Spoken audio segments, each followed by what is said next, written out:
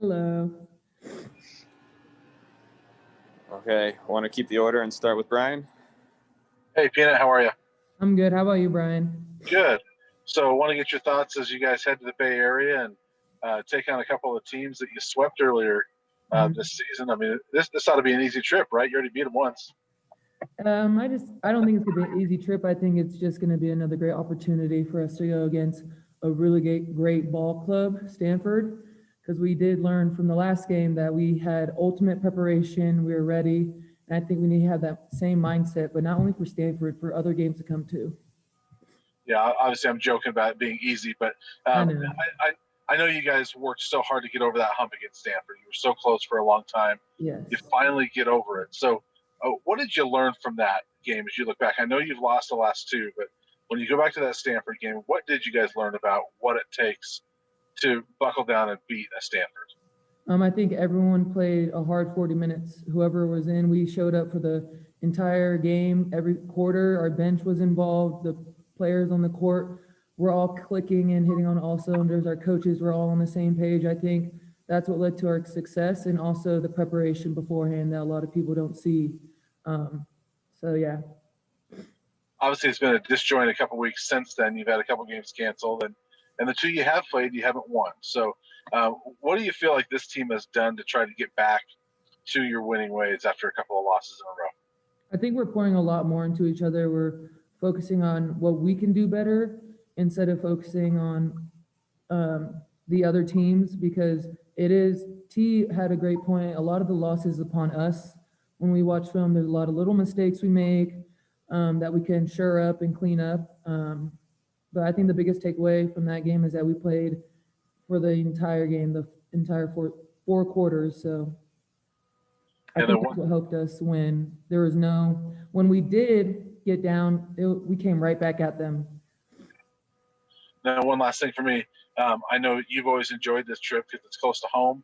Are you going to get a chance to see family? I know JR was saying maybe in the hotel or things like that. Do you have plans where you can maybe run into your family a little bit?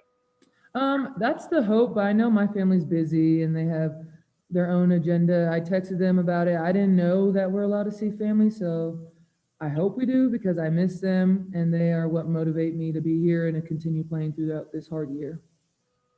Awesome. Well, good luck to you this weekend. I hope you get to see them. Thank you, Brian. All right, Corey. Hey there. I know it's a big family reunion every time we end up going out there. I mean, yeah, it is. This is the first time, I believe this is the first time that Stanford's going to get a chance to play on their home court. Oh, really? I did not know that. They have been on the road and not even practicing there. Essentially, they've had to be outside of their county, so to speak. Wow. Yeah, so it's been, I mean, they really have been road warriors. Does that, and obviously you didn't know that and the coaches don't play into that, but how jarring is it to play? You have the experience of this and your team has the experience of playing in an empty gym, and now they're going to be playing in their home gym. You guys have adjusted at CU Event Center, but in the beginning it was a little different. Could you take advantage of that? Oh, most definitely. And it is hard not playing in your own gym because you're used to it. You're shooting every day on your gym, but for us being their first home game, I think it's going to be difficult for them to adjust. Since they are so used to being on the road, they don't know where they're going to be practicing every day. So I think we need to take advantage of that as a team and play hard, because it's going to be their first time on their home court. I'm going to ask you about missing Jalen. Have you noticed anybody else stepping up? I mean, it's hard to fill that role. I know Jay wasn't super vocal, but I mean, as one of the team leaders, but has there been a shift in the dynamic a little bit on who's kind of helping to lead things out there for you guys in practices in the last couple of games? I think everyone has stepped up their game, and especially their vocal roles, because Jalen was a huge factor and key to our team. And one person in particular is Sela. She's speaking up a lot more. She's helping the underclassmen catch up to speed, since we are missing a very important player to our roster. So I think everyone stepped up, but Sela in particular, because she has been playing behind Jalen, with her stepping into her role and talking to everyone and just showing us that she has that next person up mentality. It pushes everyone else to do better.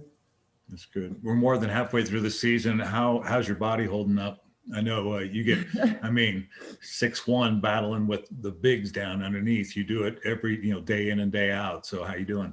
I'm doing good. I love the challenge, and Chris is doing a great job taking care of my body, and Adam moderating my workout so I can do the same intensity as the rest of the team.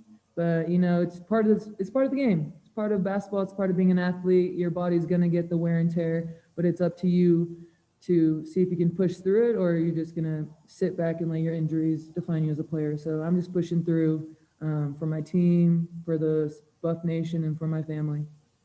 I like it. That's all from me. Safe travel.